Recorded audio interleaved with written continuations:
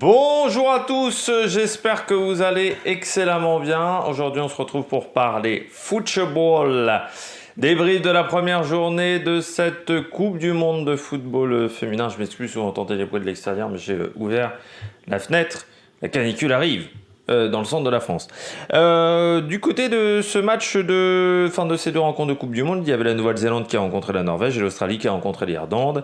2 victoires 1-0 pour les pays hôtes de cette compétition, parce que je rappelle qu'elle se déroule à la fois en Nouvelle-Zélande et en Australie. On va revenir sur ces deux rencontres, on va faire un petit débrief, les joueuses du match et comme on faisait pour la Coupe du Monde chez les garçons.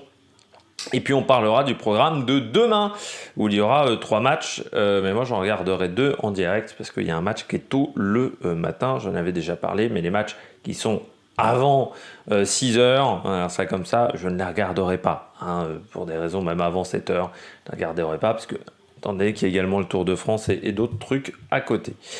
N'hésitez pas à vous abonner à la chaîne, à réagir dans les commentaires, à mettre un pouce bleu, à partager la vidéo sur les réseaux sociaux, notamment auprès de vos proches. Je sais que ça peut les intéresser. Dans les commentaires, n'hésitez pas à me dire qui vous a plu dans les deux rencontres, quelles équipes vous ont trouvé intéressantes, si vous avez trouvé ces deux matchs bons ou pas très bons.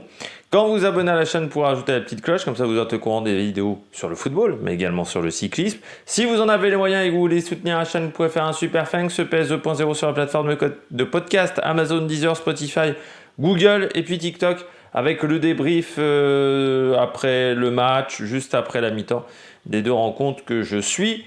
Et ça arrive très rapidement, vu que c'est des vidéos qui sont assez courtes.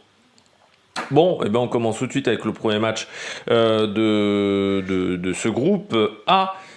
C'était le groupe A entre la Nouvelle-Zélande et l'Irlande.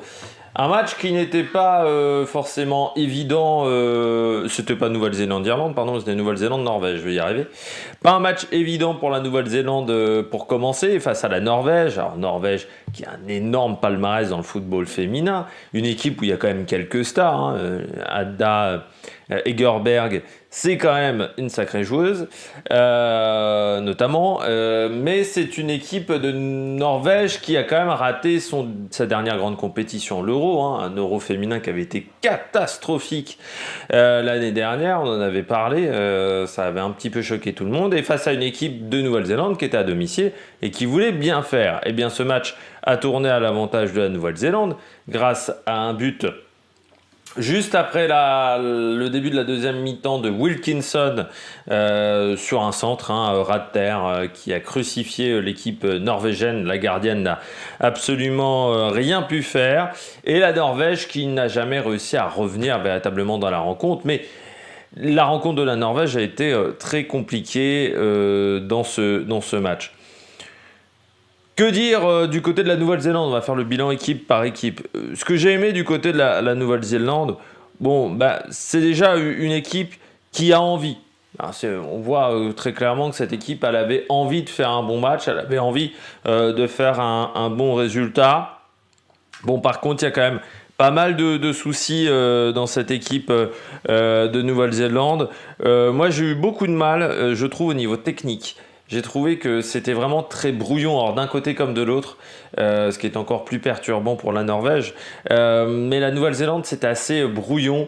Il y avait l'envie de faire du beau football, mais pas la maîtrise. C'est-à-dire que ça tentait des gestes un peu techniques et c'était vraiment très très brouillon. Elles avaient vraiment envie de bien faire. Et c'était pas forcément facile. Elles avaient du mal, par exemple, à choisir à faire le bon choix dans les passes. Est-ce qu'il faut faire la passe ou plutôt de la course ou conserver le ballon? Elles avaient un peu de mal à choisir, ce qui fait que parfois on a eu des actions complètement gâchées du côté de la Nouvelle-Zélande, alors que c'était bien parti. Pour tout vous dire, la Nouvelle-Zélande a quand même fait 12 tirs pour seulement 2 tirs cadrés, ce qui n'est pas fantastique. Alors la Norvège c'est aussi un petit peu pareil, mais je trouve que c'est vrai qu'au niveau technique, ce match était un petit peu pauvre. Il y avait pas mal de soucis. Par contre, ce que j'ai aimé, c'est une équipe, la Nouvelle-Zélande, qui est capable de se projeter très rapidement et qui a envie de se projeter. Et là où elles ont fait mal aux Norvégiennes, c'est dans ces phases de transition un peu comme l'équipe de France, mais en moins bien chez les garçons, mais dans ces phases de transition où ça allait extrêmement vite. Et c'est là où elle mettait en difficulté énormément la Norvège. Ce que j'ai aimé aussi, donc, c'est le jeu dans la profondeur, qui a toujours très bien marché. C'est-à-dire qu'on a énormément trouvé Wilkinson, notamment en première mi-temps, où on l'a trouvé tout le temps. C'est-à-dire que les passes longues marchaient extrêmement bien du côté de la Nouvelle-Zélande. Ces passes en profondeur, ça a vraiment bien fonctionné. Par contre, c'est vrai qu'il y avait pas mal de précipitations, notamment dans le dernier geste. On se précipitait un petit peu trop, mais on a mis beaucoup de vitesse dans le match. Je pense que c'est la Nouvelle-Zélande qui a insufflé ce rythme-là dans cette rencontre. Il y avait pas mal de vitesse et puis les interceptions.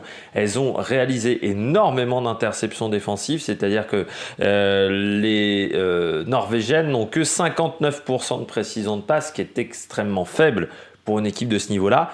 Alors vous pouvez me dire c'est parce qu'elles ont raté leur passe. Elles n'ont pas vraiment raté leur passe, c'est qu'il y avait énormément d'interceptions. Il y avait vraiment un très bon sens de timing de ce côté-là, du côté de la Nouvelle-Zélande. Moi j'ai eu quelques difficultés du côté de cette équipe de Nouvelle-Zélande. C'est sur le milieu, notamment les deux filles Percival et Steinmetz. Je trouve que ça marchait pas bien entre les deux, ce qui fait que ça a laissé des trous, notamment à Ada Egerberg, qui en a énormément profité. Ce qui fait qu'Ada Egerberg, elle était jamais stoppée par ces deux joueuses-là, donc elle arrivait vraiment tranquillement sur les deux défenseurs centrales. Ça aurait été bien de la gêner un peu plus du côté de Percival, de ce côté-là. Et puis la gardienne, oui, qui parfois avait un petit peu de soucis. On passe à la Norvège, on fera le top et flop des joueuses un peu plus tard dans cette rencontre, enfin dans cette vidéo.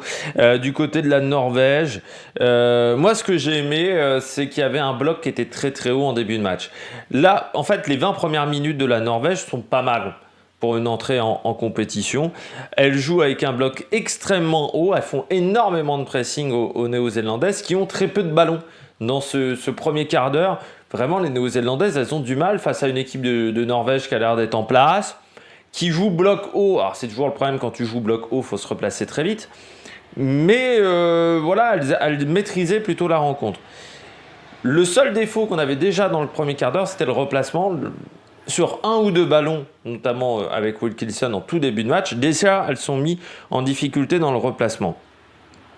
Ils ont beaucoup de mal au niveau de la profondeur, mais vraiment en deuxième mi-temps, ça a été catastrophique. C'est-à-dire que dans le jeu dans la profondeur, elles étaient complètement dépassées par les Néo-Zélandaises.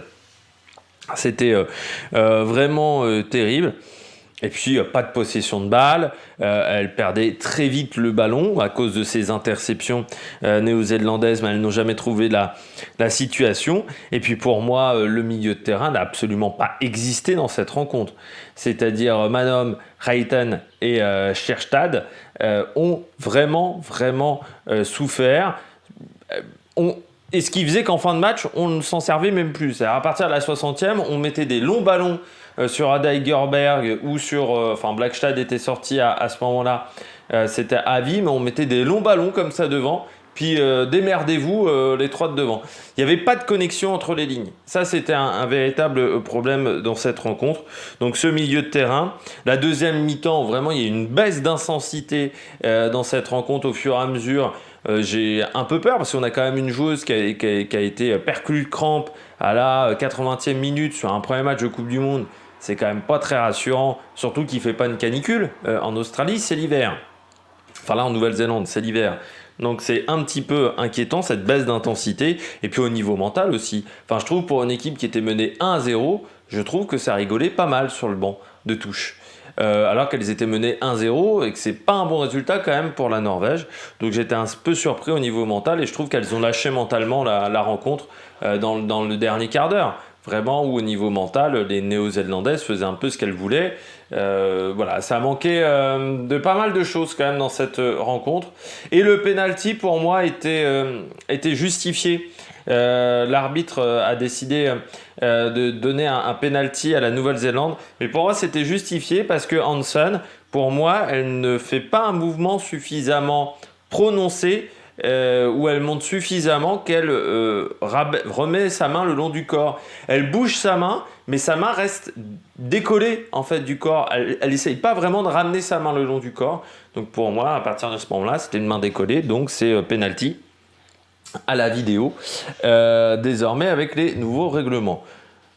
Les joueuses du match sur ce Nouvelle-Zélande-Norvège.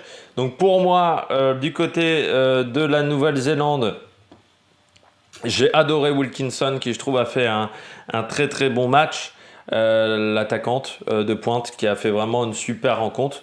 Du côté par contre d'une joueuse que j'ai un peu moins aimée, c'est la gardienne Victoria Esson, que j'ai trouvé notamment sur ses relances. Je l'ai trouvé pas hyper sûre d'elle sur ses interventions, à certaines interventions où à un moment elles sont à 2 doigts de se prendre un but. Au niveau des interventions de Victoria Esson, j'étais pas vraiment convaincu. Du côté de la Norvège, pour moi, Daigerberg, parce qu'offensivement c'est la seule qu'on a vue avec Blackstad. Les autres ont été beaucoup plus en difficulté, je trouve, notamment Graham Hansen, qui a été assez transparente. Mais pour moi, le flop, c'est Hansen, Tuva Hansen, qui vraiment a été en grande difficulté, notamment avec Wilkinson, mais notamment avec Riley, où elle n'a jamais réussi à s'en sortir. Il y avait des trous énormes. Elle n'était jamais alignée avec sa défense. C'est bien clair, pendant tout le match, elle n'était jamais alignée, et ce qui fait que Harviken et Miel 2 devaient rattraper un petit peu les conneries derrière.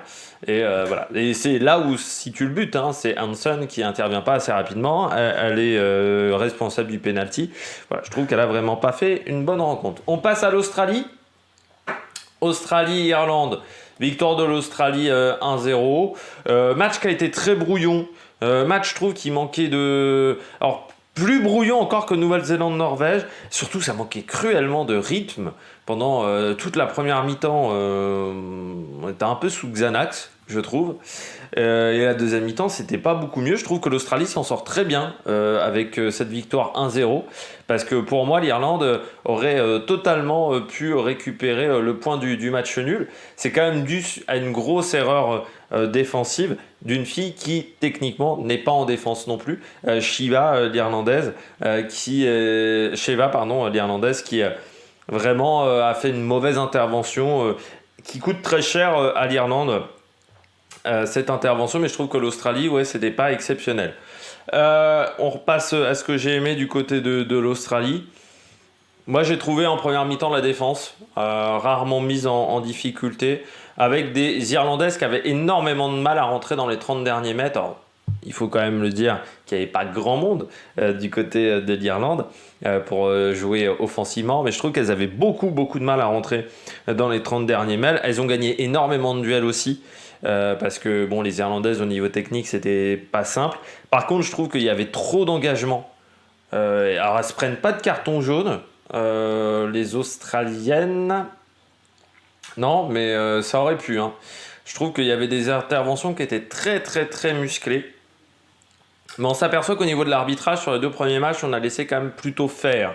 On a laissé plutôt un jeu engagé. Mais je trouve qu'il y avait beaucoup d'engagement, surtout un manque de maîtrise, et que c'était le bordel. Au niveau tactique, c'était le bordel, surtout en première mi-temps. Par contre, j'ai bien aimé quand elles mettaient du pressing, surtout en deuxième mi-temps, elles ont fait énormément de mal aux Irlandaises. Par contre, la finition, alors comme sur le premier match, c'était pas dingue. 13 tirs, seulement 2 cadrés. De toute façon, dans les 2 rencontres, aucune équipe n'a vraiment été très bonne offensivement, mais c'était pas fantastique. Et puis le dernier quart d'heure, à partir de la 70e minute, elles baissent de rythme, les Australiennes, comme si la victoire était acquise, alors qu'elles ne menaient que 1-0. Et c'est ce qui a permis à l'Irlande de revenir dans la rencontre. L'Irlande qui a mieux fini la rencontre qu'elle ne l'avait débutée en cherchant un peu plus la victoire, mais je trouve que du côté de l'Australie, c'était décevant de ce côté-là. Du côté de l'Irlande, j'ai trouvé qu'il y avait beaucoup de pertes de balles, des gros soucis en termes de possession. C'est vrai que 64% de précision de passe, c'est pas exceptionnel. Elle n'avait pas le ballon, notamment offensivement, pendant toute la première mi-temps. Par contre, en défense, c'était en place. Elles se prennent un but, mais c'est dû à une erreur individuelle, mais je trouve que collectivement, c'était en place. En même temps, avec un 5-4-1, Bon, c'est quand même dur de se prendre 150 buts dans une rencontre, c'est-à-dire avec ce système de jeu là, parce que c'était le système qui était en place. Hein. Je sais pas pourquoi. Bah, du côté des deux compos, ils nous mettent 3 défenseurs, alors que pour moi, c'était quand même plus 5 joueuses en défense. J'étais plutôt d'accord avec ce que disaient du côté de W9 les commentateurs. Pour moi, c'était plutôt 5 en défense et bon. Et plutôt 5 joueuses qui étaient très défensives et surtout une attaquante de pointe. Dans ce cas-là, c'est sûr que c'est compliqué. Moi, ce qui m'a déçu un petit peu, c'est que ça jouait petit bras. C'est-à-dire qu'on a senti quand même que l'Australie maîtrisait pas sa rencontre, maîtrisait pas vraiment son match. Et il faut vraiment attendre, je dirais, le dernier quart d'heure pour que l'Irlande veuille enfin jouer un petit peu offensif et tente des choses. C'est vrai que pendant 75 minutes, elles n'ont pas tenté grand-chose, les Irlandaises. Donc ça jouait un petit peu petit bras. Et puis un peu naïve, notamment au niveau des duels. Dans certaines situations, voilà, c'était un peu naïf dans la manière de jouer. Mais c'est ce qui est un peu normal parce que l'Irlande c'est une équipe qui participe à sa première Coupe du Monde et puis beaucoup d'occasions manquées, 8 tirs encadrés, mais il y a beaucoup de situations où elles auraient pu aller au tir et elles n'ont pas réussi à aller jusqu'au tir parce qu'elles couraient trop longtemps. Elle conservait la balle trop longtemps. Les centres aussi étaient catastrophiques du côté de l'Irlande. Donc là, il y a un truc à travailler là-dessus. J'ai oublié de dire ça du côté de la Nouvelle-Zélande. Aussi, les coups de pied arrêtés n'étaient pas fantastiques. Du côté des joueuses du match, entre l'Australie et l'Irlande, du côté de l'Australie, moi j'ai mis en plus Gori, pardon, qui au milieu, qui je trouve était présente partout. Vraiment, elle a fait un très très bon match. Et puis en flop, j'ai mis Hunt. Je trouve pas mal de fois, elle a été en difficulté dans ses interventions au niveau de la défense centrale. Pourtant, les Irlandaises ne sont pas venues énormément de fois. Donc c'est un truc qu'il faudra corriger. Du côté de l'Irlande, McCabe, la capitaine, qui je trouve fait une rencontre aussi où elle abat pas mal de travail. Et en flop, Shiva, parce que forcément, ça coûte la rencontre. Cette erreur défensive, en plus, elle n'est absolument pas obligée d'intervenir à ce moment-là. Elle n'est pas défenseur, donc il ne faut absolument pas qu'elle essaye de jouer au défenseur, parce que c'est plutôt une poste offensive, Shiva. Donc, c'était pas la bonne idée, je pense, d'intervenir à ce moment-là du côté de la joueuse irlandaise. Ce qui fait que pour le moment dans ces deux groupes, parce que l'Australie c'était le groupe B, la Nouvelle-Zélande le groupe A, et bien les deux pays hôtes mènent au score. Demain, le programme de cette Coupe du Monde. 4h30 sur M6, Nigeria-Canada, match du groupe B. Donc là, vous avez bien compris que je ne regarderai pas ce match. Par contre, je regarderai Philippines-Suisse. Ça sera à 7h. Ça sera également sur M6. Ça sera donc le deuxième match du groupe A. Et puis, il y aura le premier match du groupe C avec Espagne-Costa Rica. Ça sera sur France 2. Donc voilà, on se retrouve demain pour faire le débrief de ces deux rencontres. On parlera également de Nigeria-Canada. Je regarderai un résumé de cette rencontre si j'arrive à le trouver facilement. Eh bien, n'hésitez pas à vous abonner à la chaîne, à réagir dans les commentaires, à mettre un pouce bleu. Puis nous, on se retrouve un peu plus tard sur YouTube pour faire le débrief de l'étape du Tour de France. Allez, ciao, ciao!